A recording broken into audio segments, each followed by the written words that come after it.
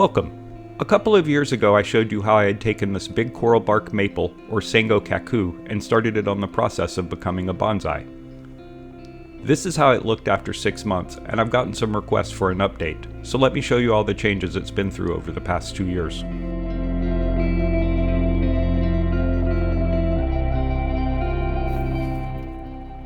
On a pretty chilly day in January of last year, I decided it was time for a big chop since it had some good branching down low. Not only did I want to bring the trunk height down, I wasn't really fond of the overall shape and was looking to change it up a bit. I made the cut in winter to reduce bleeding and impact during the growing season.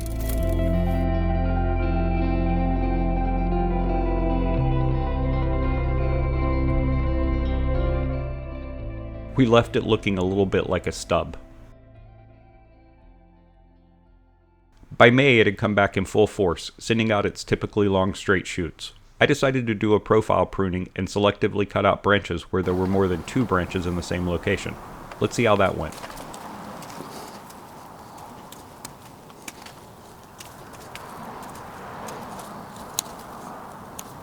I'm not paying any attention to where I'm cutting in terms of direction of leaves direction for new bud growth, because I know that I'm going to take each of these back a little bit more.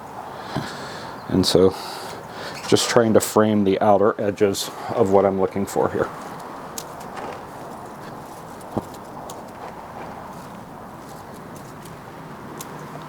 Okay, I think that's pretty good for the profile pruning. I have a couple of these suckers down there.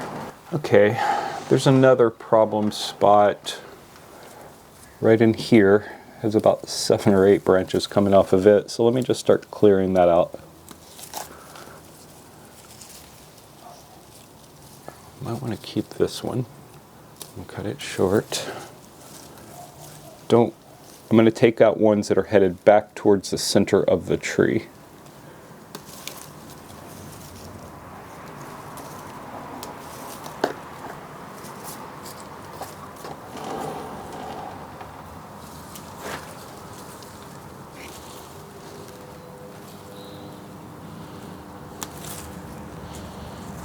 And then any ones headed straight up are my next least favorite.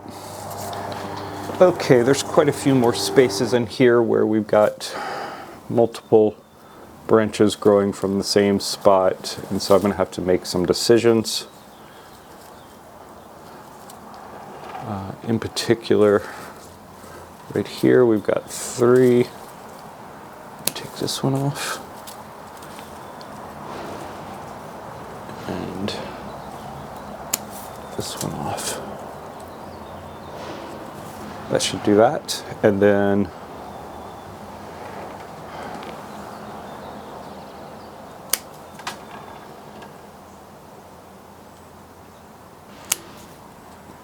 cleaning up some of these cuts I made earlier.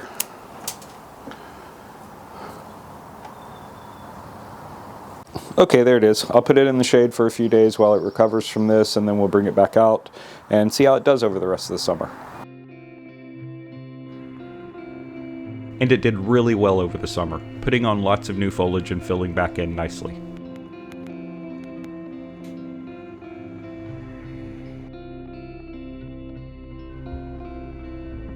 It had a great winter and has come back in full force for the spring. I'm going to let it grow wild through the summer and then cut it back in early fall. Check back for updates on this and other trees.